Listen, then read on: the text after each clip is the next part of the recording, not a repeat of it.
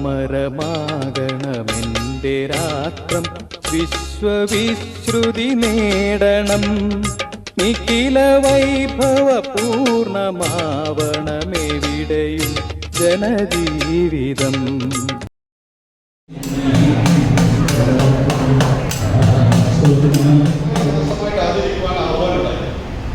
കർക്കിടകത്തിൽ നമ്മൾ കള്ളക്കർക്കിടകം, പഞ്ചകർക്കിടകം എന്നൊക്കെ പറയും. നമ്മൾ ടിക്കറ്റ് എടുക്കാതെ വണ്ടിയിൽ കയറിയിട്ട് നമ്മൾ വണ്ടിക്ക് പേര് കൊടുത്തു വണ്ടിന്ന കള്ളവണ്ടി. സത്യത്തിൽ വണ്ടിയാണോ കള്ളൻ? അല്ല, നമ്മൾ ടിക്കറ്റ് എടുക്കാതാണ് പ്രോബ്ലം. അതുപോലെ കർക്കിടകത്തിന് യാതൊരു കുഴപ്പമില്ല, പക്ഷെ അതിനെ കള്ളക്കർക്കിടകം, പഞ്ചകർക്കിടകം എന്നൊക്കെ വിളിച്ചു. അപ്പൊ നമ്മൾ ആദ്യം പറഞ്ഞു കർക്കിടകത്തെ രാമായണ മാസമായിട്ട് ആചരിക്കും. അങ്ങനെയാണ് നമ്മുടെ ക്ഷേത്രങ്ങളൊക്കെ പതുക്കെ പതുക്കെ ഏറ്റെടുത്ത് തുടങ്ങിയത്. ഈ സമയത്ത് കേരളത്തിൽ ഒരു പ്രോബ്ലം ഉണ്ടായി. ഹിന്ദുക്കൾ ഹിന്ദുവിനെ മനസ്സിലാക്കിയാൽ കമ്മ്യൂണിസ്റ്റ് പാർട്ടി ഉണ്ടാവില്ല, ഈ കപട മതേതൃത്വം ഉണ്ടാവില്ല. ഭക്തിയും ജ്ഞാനവും കമ്മ്യൂണിസവും ഒരു കുപ്പിയിൽ നിർത്തില്ല. ഒരു കാലി കുപ്പിയിൽ നിറയെ വായു വരും. ആ കുപ്പിയിലേക്ക് നിങ്ങൾ വെള്ളം ഒഴിക്കുമ്പോൾ ആവി പുറത്തേക്കും. വായുവും വെള്ളവും ഒരു കുപ്പിയിൽ സ്ഥിതി ചെയ്യില്ല. ഒരു ഹിന്ദുവിന്റെ ഉള്ളിൽ ശൂന്യത ഉണ്ടാകുമ്പോൾ അവിടെ പ്രതിഷേധം. ആ പ്രതിഷേധം ഉണ്ടാകുമ്പോൾ അവിടെ വരക്ക് തത്വശാസ്ത്രങ്ങൾ വരും. അമ്പലം എന്നത് ചുമരാണ്, വിഗ്രഹം എന്നത് കല്ലാണ്. ഗുരുവായൂർ അമ്പലം കുറിച്ച് അവിടെ കപ്പ വെച്ചാൽ അത്രയും അന്ധവിശ്വാസങ്ങൾ തീരും. മതമല്ല മതമല്ല മതമല്ല പ്രശ്നം, എരിയുന്ന വയറിന്റെ തീയാണ് പ്രശ്നം. ഇങ്ങനെ ഒത്തിരി മുദ്രാവാക്യങ്ങൾ ആളുകൾ വിളിക്കും. പക്ഷെ വിളിച്ചു കൊടുക്കാൻ ഒരൊറ്റ ക്രിസ്ത്യാനി മുസ്ലിം ഉണ്ടാവില്ല. വിളിക്കേണ്ടത് നമ്മളാണ്, ഏറ്റുവിളിക്കേണ്ടതും നമ്മൾ ഹിന്ദുക്കളാണ്. അപ്പൊ നമ്മുടെ വിശ്വാസത്തിൽ നമ്മൾ പിറകിലേക്ക് പോയപ്പോൾ കൾച്ചറൽ ഡാമേജ്, സാംസ്കാരിക അധർപ്പതനം ഹിന്ദുക്കൾക്കുണ്ടായി. അപ്പോഴാണ് രാമായണം വായിക്കണമെന്ന് പറഞ്ഞു വന്നത്. നമ്മൾ വിശ്വാസികളുമാണ്, അന്ധവിശ്വാസികളുമാണ്. നമുക്ക് പ്രശ്നക്കാരായിട്ട് ആരായിട്ട് പരിഹാരക്കാരായിട്ട് അത് നമുക്ക് എന്ത് ചെയ്യണം? നമ്മൾ പറയാനുള്ള ലോകത്തിലെ ഏറ്റവും ചിരപുരാതനമായ ഒരു സംസ്കാരമായതുകൊണ്ടാണ് ഇതിന് സനാതനം എന്നൊരു പേര് കിട്ടിയത്. സനാതനം എന്ന വാക്കിന്റെ അർത്ഥം നാശരഹിതമെന്നാണ്, ഒരിക്കലും നശിക്കാത്തതെന്നാണ്. പക്ഷെ ലോകത്ത് നശിക്കാത്തതായിട്ട് എന്തെങ്കിലും ഉണ്ടോ? നശിപ്പിക്കാൻ ആളുണ്ടെങ്കിൽ നശിക്കുമെല്ലാം. പാകിസ്ഥാനിൽ നമുക്ക് സനാതന ധർമ്മം ഇന്ന് കാണുന്ന രൂപത്തിലുണ്ടോ? അഫ്ഗാനിസ്ഥാനിലോ? ഇല്ല. ഇതൊക്കെ നമ്മുടെ രാഷ്ട്രത്തിന്റെ ഭാഗമായിരുന്നല്ലോ.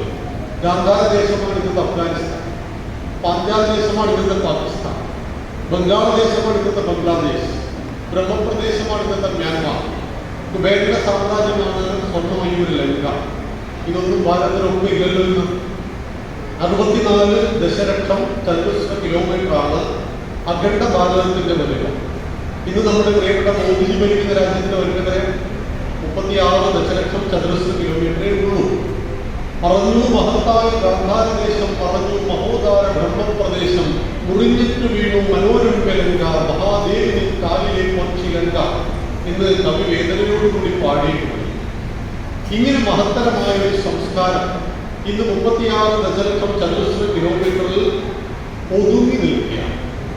ഇതിനെ അടുത്ത തലമുറക്ക് കൊടുക്കുവാനും സംരക്ഷിക്കുവാനും ആരാണ് തയ്യാറായത്? എറണാകുളം ജില്ലയിൽ നമ്മൾ. വ്യക്തിയുടെ മുന്നിൽ ഉണ്ടാകുന്ന പ്രോബ്ലം അശാന്തി, ആ കുടുംബത്തിന്റെ അശാന്തിയായി മാറും. ഒസാമ ബിൻ ലാദന്റെ ഉള്ളിൽ ഒരു അശാന്തി ഉണ്ടായി, അത് ലോകത്തിന്റെ അശാന്തിയായി മാറും. അത് വിമാനം തട്ടിയെടുത്തിട്ട് 80ാമത്തെ നിലയ്ക്ക് കൊണ്ടുപോയി ഇടിപ്പിച്ച് 10,000 ആളുകളെ കൊന്നുകൊണ്ട്. വിവേകാനന്ദ സ്വാമിയുടെ ഉള്ളിൽ ഒരു ശാന്തി ഉണ്ടായി, അത് ലോകത്തിന്റെ ശാന്തിയായി മാറും. അപ്പൊ ഒരു വ്യക്തിയുടെ ഉള്ളിൽ ശാന്തി ഉണ്ടായാൽ അത് ലോകത്തിന്റെ ശാന്തിയാകും. ഒരു വ്യക്തിയുടെ ഉള്ളിൽ ഉണ്ടാകുന്ന അശാന്തി ലോകത്തിന്റെ അശാന്തിയാണ്. അങ്ങനെയെങ്കിൽ എല്ലാവരും ആഗ്രഹിക്കുന്നു ശാന്ത സുന്ദരമായിട്ട് സ്വസ്ഥമായിട്ട് ജീവിക്കണം. ശാന്തവും സുന്ദരവും സ്വസ്ഥവുമായ ജീവിതം എല്ലാ ജീവജാലങ്ങളും ആഗ്രഹിക്കും. അത് പ്രകൃതിയുടെ നിയമമാണ്. സുഖത്തിൽ ജീവിക്കുക എന്ന് പറയുന്നത് എല്ലാവരും ആഗ്രഹിക്കണം. 2014 കണക്ക് പ്രകാരം 100 പേർ ആത്മഹത്യ ചെയ്യുമ്പോൾ 95 ഹിന്ദു, 4 ക്രിസ്ത്യാനി, 1 മുസ്ലിം. ഇതിന്റെ കണക്കല്ലോ സർക്കാരിന്റെ കണക്കാണ്. 100 പേർ ആത്മഹത്യ ചെയ്യുമ്പോൾ 95 ഹിന്ദു ആവുന്നത് എന്തുകൊണ്ടാണ്? ബാക്കിയെല്ലാം ഓരോ ദൈവമാണ്. ഇതിന്റെ 30 കോടി ദൈവങ്ങളുണ്ട് അല്ലെ? ഗുരുവായൂരപ്പനുണ്ട്, ശബരിമലയപ്പനുണ്ട്, കാടാമ്പുഴ ഭഗവതിയുണ്ട്, വൈക്കം മഹാദേവനുണ്ട്, എറണാകുളത്തപ്പനുണ്ട്, ആരൊക്കെ അതുപോലെ ദൈവങ്ങളാണ്. ലുലു ഹൈപ്പർ മാർക്കറ്റ് കയറിയത് പോലെ ഇഷ്ടമുള്ള ദൈവത്തെ തെരഞ്ഞെടുക്കും. ഗ്രന്ഥങ്ങളോ ക്രിസ്ത്യാനിക്ക് ഒരു ബൈബിളും മുസൽമാനും ഒരു ഖുറാനും ഉണ്ട്. അതുകൊണ്ടാണ് അത് തൊട്ട് കളിച്ചാൽ അതിന് ചൂടാകുന്നത്. ബദൽ വെക്കാൻ ഒന്നുമില്ല, ആകെ അതിലും. അതുകൊണ്ട് അത് തൊട്ട് കളിക്കരുത് എന്നതാണ് അവരുടെ അഭിപ്രായം. അതുകൊണ്ടാണ് ഹിന്ദുവിനെ വലുവെന്നും മതങ്ങളെ തോട്ടങ്ങളെന്നും പറയുന്നത്. തേയിലത്തോട്ടത്തിൽ തേയില മാത്രമേ ഉണ്ടാവൂ, കാപ്പിത്തോട്ടത്തിൽ കാപ്പി മാത്രമേ ഉണ്ടാവൂ. വനമെന്ന് പറയുന്നത് നിബിഡങ്ങളായ മരങ്ങൾ, ചെടികൾ, അരുവികൾ, കുരുവികൾ, പക്ഷികൾ.